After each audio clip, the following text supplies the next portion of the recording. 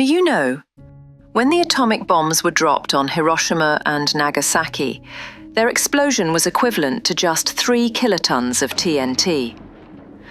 But the amount of radioactive gases those blasts released into the air was nothing compared to what was unleashed during one of the most catastrophic disasters in human history. A disaster that released 400 times more radiation than Hiroshima. Today, over the ruins of that tragedy stands a massive dome, 354 feet tall and 240 feet wide, silently covering the scars of an accident that even terrified America's greatest rival, the Soviet Union. This is the story of the Chernobyl nuclear disaster. Chernobyl was located near the city of Pripyat, around 100 kilometers from Ukraine's capital, Kyiv. Back then, Ukraine was a part of the Soviet Union during the tense period of the Cold War.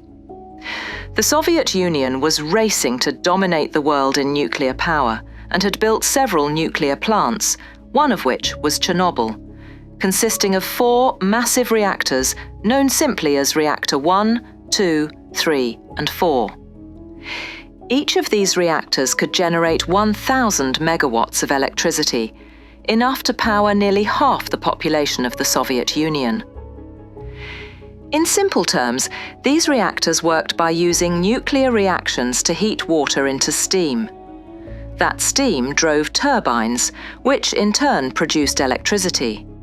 As many of us know, the nuclear reactions are chain reactions. Once started, they can't easily be stopped.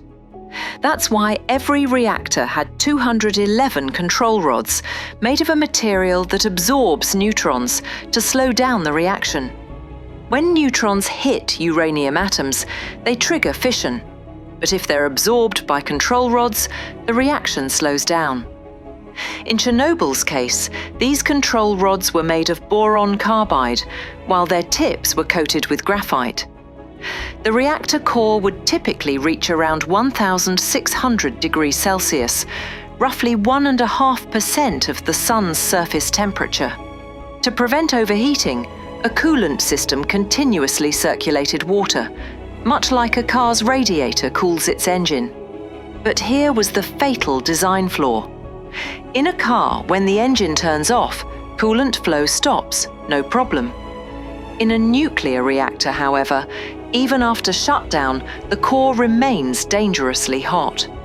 So the water circulation must never stop, not even for a few seconds. These coolant pumps were powered by the electricity generated from the reactor's own turbines. In case of a power failure, backup diesel generators were installed. However, switching from main power to backup took about 30 seconds. 30 seconds too long for a reactor to go without cooling. To solve this, engineers designed a safety system that would use the leftover energy from the reactor's turbines to keep the pumps running during that brief gap. But this system still needed testing. A crucial test that had already been performed successfully on reactors 1, 2, and 3. On April 26, 1986, the night shift at Reactor 4 was preparing for that same safety test. It was led by Deputy Chief Engineer Anatoly Dyatlov. Twice before, this test had failed, and Dyatlov was determined to complete it that night, no matter what. According to the safety manual, the test had to be conducted when the reactor output was at 700 megawatts. But it usually ran at 1,000 megawatts, so Dyatlov ordered the insertion of control rods to reduce power. But the rods went in too far. The power plummeted from 1,000 down to just 30 megawatts. Control rods, raising power to about 200 megawatts. But they kept pulling more rods out, until only 8 rods remained inside the reactor, even though the safety rules required at least 15.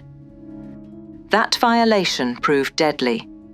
The reaction began to accelerate uncontrollably, Power surged past 1,000 megawatts, reaching levels beyond measurement. Water inside the pipes boiled instantly, creating immense pressure. The control room filled with alarms. The entire reactor began to shake. There was only one emergency option. Press the AZ5 button, the emergency shutdown, which would insert all control rods back into the core. They pressed the emergency button, but as the rods went in, annoyed disaster struck. The graphite tips entered first, increasing reactivity instead of reducing it. In a fraction of a second, Reactor 4 exploded with the force of 225 tons of TNT, more than 70 times stronger than the Hiroshima blast in radiation release. The explosion tore through the building. 2 workers died instantly, and several others were critically burned. Flames engulfed the reactor, but firefighters had no idea what they were dealing with. They thought it was an ordinary fire, but it was burning graphite, nearly impossible to extinguish. Within hours, the nearby city of Pripyat, home to 50,000 residents, was evacuated overnight. Soviet authorities declared an emergency and sent hundreds of workers to fight the fire and contain the radiation.